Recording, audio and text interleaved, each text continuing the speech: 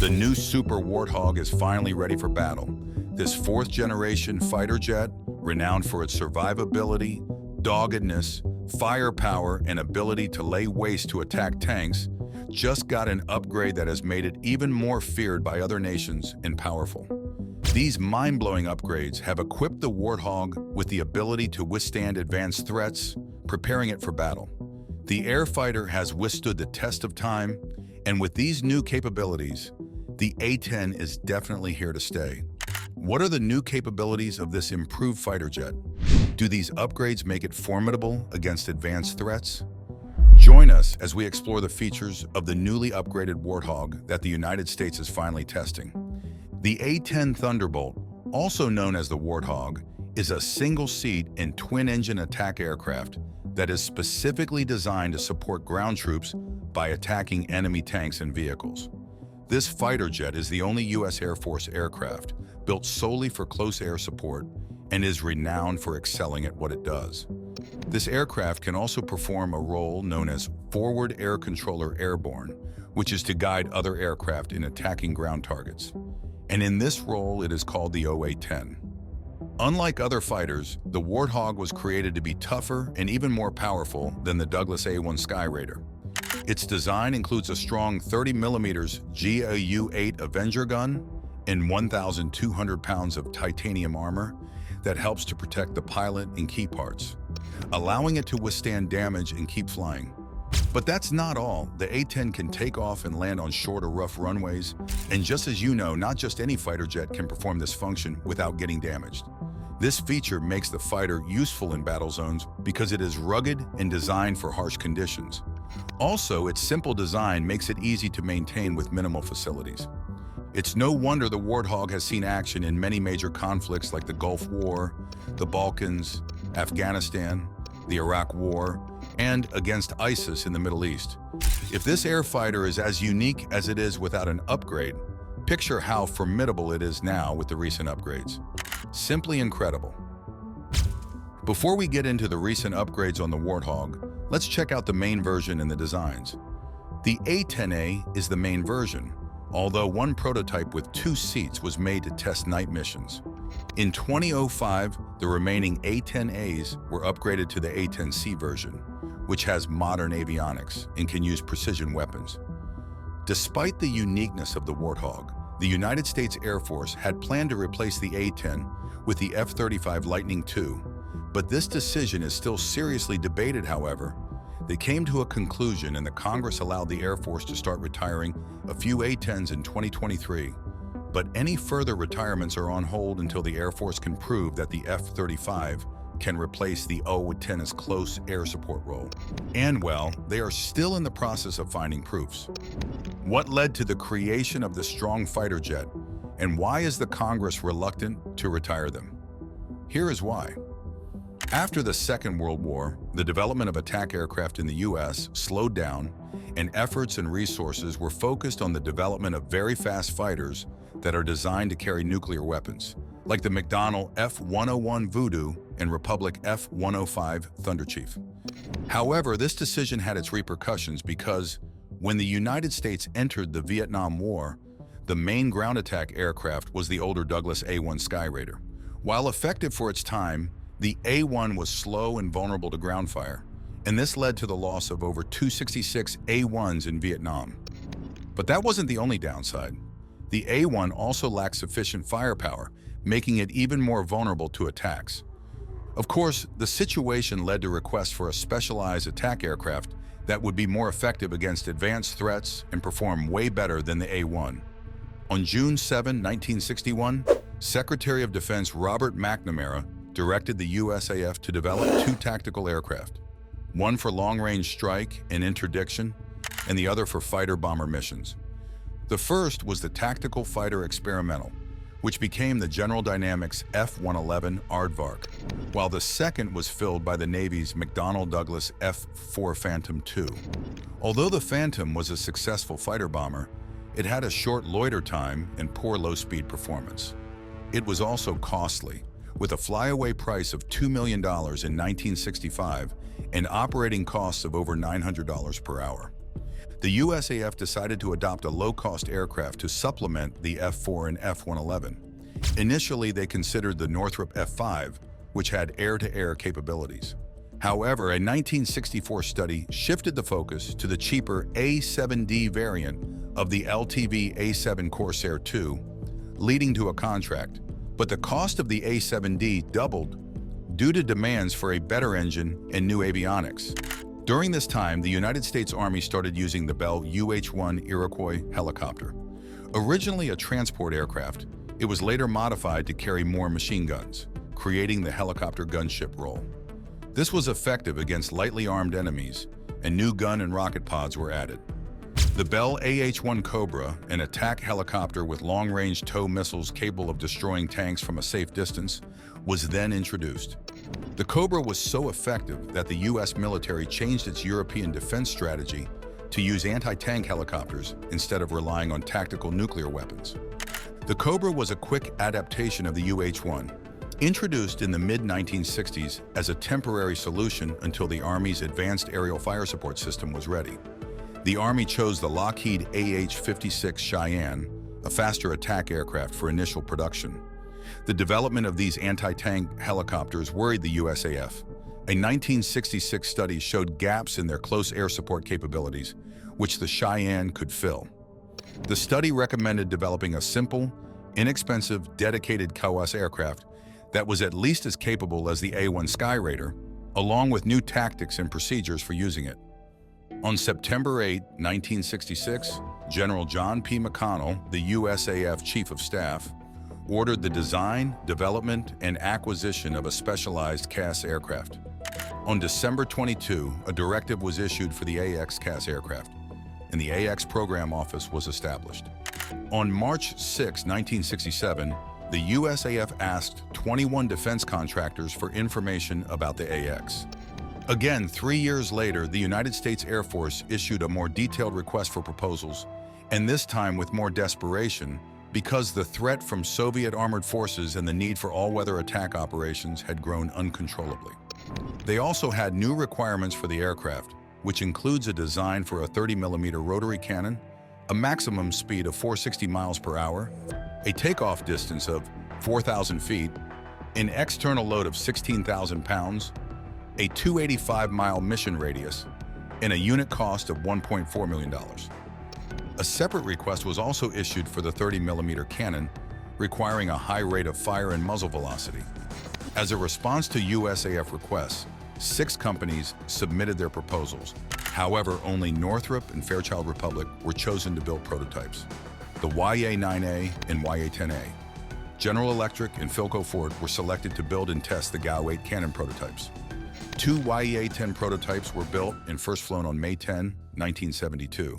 After trials and a fly-off against the YA-9, the YA-10 was selected for production on January 18, 1973.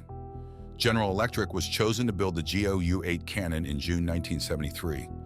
The YA-10 had another fly-off in 1974 against the LTV A-7D Corsair II to justify the need for a new attack aircraft. The first production A-10 flew in October 1975, with deliveries starting in March 1976. An experimental 2-seat A-10 night adverse weather version was built, but it did not interest the USAF or export customers. The USAF ordered a 2-seat trainer version in 1981, but funding was canceled. The only 2-seat A-10 is now at the Edwards Air Force Base Flight Test Center Museum, and on February 10, 1976, full-rate production of the A-10 was authorized, and the first A-10 was accepted by the USAF Tactical Air Command on March 30, 1976. Production peaked at 13 aircraft per month, and by 1984, 715 planes had been delivered. The A-10's planned service life was 6,000 hours, but early fatigue testing led to reinforcements and an increased target of 8,000 hours. Issues with wing structure fatigue were addressed with several production changes, including thicker skins and cold working at critical points. The A-10 has a low-wing design with wide wings that give it excellent maneuverability at low speeds and altitudes. Its large wing area and ailerons allow for short takeoffs and landings from simple airfields near the front lines. The A-10 can fly slowly and stay in the air for long periods, making it effective for ground attacks as it can better target small, slow-moving objects than faster fighter bombers. The leading edge of the wing is built with lightweight, strong honeycomb panels, which also cover other parts like the flaps, elevators, rudders, and fins. These panels are tough and easy to replace even in the field. The ailerons located at the wingtips are large and split, acting as decelelerons to enhance control at slow speeds. The A-10 is designed to be serviced and refueled with minimal equipment, even at basic forward bases. Its parts, such as engines and landing gear, are interchangeable between the left and right sides. The strong landing gear and low-pressure tires enable it to operate from rough, short strips, including damaged air bases or roads. The front landing gear is offset to the right to make room for the 30mm cannon, which is aligned with the aircraft's center line. This offset causes the A-10 to turn more easily to the right on the ground. The main landing gear partially sticks out when retracted, making belly landings easier and less damaging. The landing gear retracts forward, and if hydraulic power is lost, it can still lower and lock in place using gravity and air resistance. The A-10 is built to withstand heavy battle damage, capable of surviving direct hits from armor-piercing and high-explosive rounds up to 23mm. It has double redundant hydraulic flight systems and a backup manual system in case the hydraulics fail.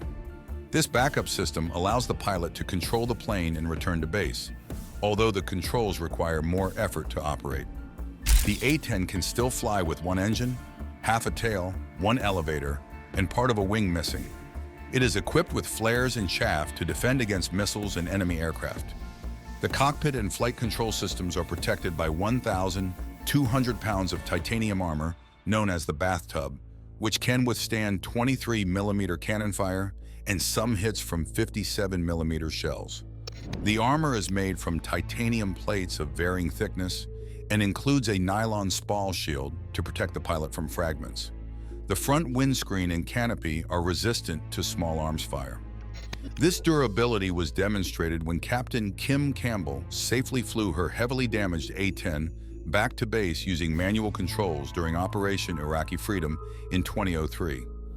The A-10's engines are placed high on the aircraft to reduce the risk of damage from debris on rough airfields and allow for quick servicing and rearming. The engines produce a low infrared signature, making it harder for heat-seeking missiles to detect them. The fuel tanks are located near the center of the aircraft, protected by self-sealing mechanisms and polyurethane foam to minimize fuel loss and fire risk in case of damage. Even if the main tanks are compromised, the A-10 can still fly 230 miles using its self-sealing sump tanks. The main weapon of the A-10 is the powerful 30mm GAU-8A Avenger autocannon. This 7-barrel gun is made for destroying tanks and can fire up to 3,900 armor-piercing rounds per minute. It takes half a second to reach full speed, firing 50 rounds in the first second and 65 to 70 rounds per second afterward. It's very accurate, able to hit within a 40-foot circle from 4,000 feet away. The jet's body is built around this cannon.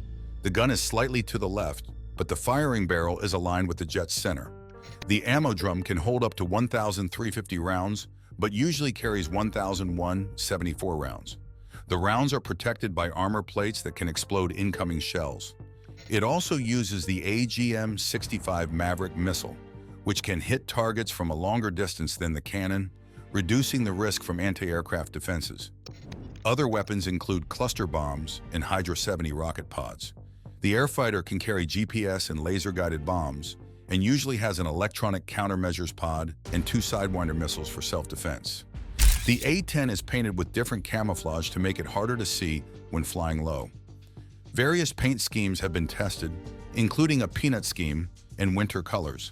The most common was the European woodland camouflage with green and gray for forest environments. After the Gulf War, a gray compass ghost scheme was used to counter ground threats. Some A-10Ss have a false canopy painted underneath to confuse enemies, and many feature nose art like shark mouths or warthog heads. Since entering service, the A-10 has received many upgrades, and the most recent upgrades would be revealed later in the video. In 1978, it got the Pave Penny laser receiver pod for laser-guided munitions. In 1980, it received an inertial navigation system. In the early 1990s, it received the last TE upgrade for computerized weapon aiming, an autopilot, and a ground collision warning system. In 1999, it received GPS navigation systems and a multifunction display. Further upgrades included improved search and rescue systems, early warning, and anti-jam self-protection systems. The USAF also replaced the A-10S engines with more powerful ones. In 1987, Grumman Aerospace took over A-10 support, updating its maintenance plans. By the mid-1990s, issues with wing fatigue became prominent. Inspections found cracks, leading to the Hog Up program in 1999 to extend the aircraft's life. However, more serious issues were discovered, and a new plan to replace the wings was adopted in 2006, with Boeing contracted to build 242 new wings. The re-winging program improved mission readiness and reduced maintenance costs, allowing the A-10 to operate until at least 2035. In 2014, plans to retire the A-10 led to considerations of halting the wing replacement program. However, by 2015, the program was too advanced to cancel. Boeing stated in 2016 that the A-10 could operate until 2040 with the new wings. From 2005 to June 2011, the entire fleet of 356 A-10 and A-10 aircraft was upgraded and redesignated as A-10C under the Precision Engagement Program.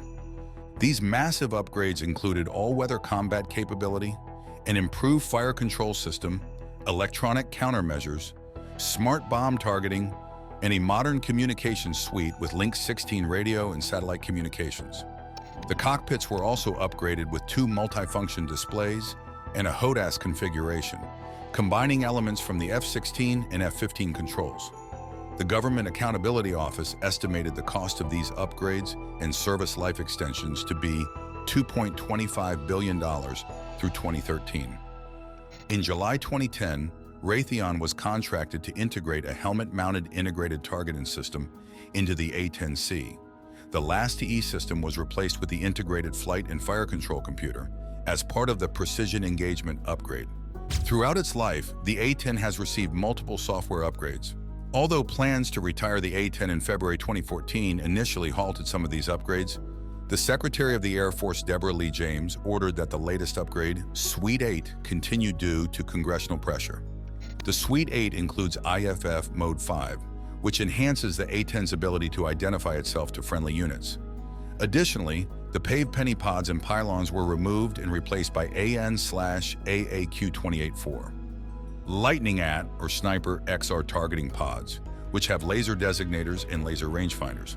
In 2012, Air Combat Command requested testing of a 600-gallon external fuel tank to extend the A-10's loitering time by 45 to 60 minutes. Over 30 flight tests were conducted to gather data on the aircraft's handling and performance with different load configurations. It was found that the tank slightly reduced stability in the yaw axis, but did not decrease the aircraft's tracking performance. Now to the most recent development, it's interesting to note that the upgrades didn't end with the Suite C, because just this year, the Warthog has received several upgrades to remain effective in future wars and against advanced threats. The recent upgrades for the A-10C include better avionics, improved weapon systems, and enhanced survivability. These changes aim to keep the A-10C capable in the face of advanced electronic and cyber warfare threats expected in future conflicts. A significant part of the upgrade is the addition of new weapon systems, including advanced precision-guided bombs and updated targeting pods, which will improve the A-10C's accuracy in hitting moving targets. These enhancements will help the A-10C support ground forces more effectively in challenging and contested environments. But that's not all. The avionics and communication systems are being overhauled to improve interoperability with other U.S. and allied forces. This includes the implementation of modern data links and communication networks, enabling the Warthog to share real-time battlefield information with ground troops and other assets in the theater of operations. Given the A-10C's job of providing close air support, improving its ability to survive in battle is very important. The aircraft is getting better armor and defensive systems to protect against enemy anti-aircraft weapons. These upgrades will help the A-10C stay effective in dangerous environments, continuing to support ground troops. These upgrades have been interpreted as part of a bigger plan to keep the A-10C fleet in service for many more years, despite the initial plan to retire it. Aside the physical improvements to the aircraft, the A-10C program is also focusing on advanced training and simulation for pilots. These systems are designed to prepare pilots for the challenges of modern warfare, including operating in contested airspaces and coordinating with other air and ground units. The goal is to keep A-10C crews highly ready and effective. This means that the upgraded A-10C Thunderbolt II will continue being operational and would be deployed around the world, supporting U.S. and allied operations wherever needed. Its ability to adapt to future battles ensures it will remain a crucial tool for close air support and ground attack missions, providing critical firepower to support ground forces in combat. Thanks for watching. While you are still here, click on the link on your screen to check out another of our videos. See you there.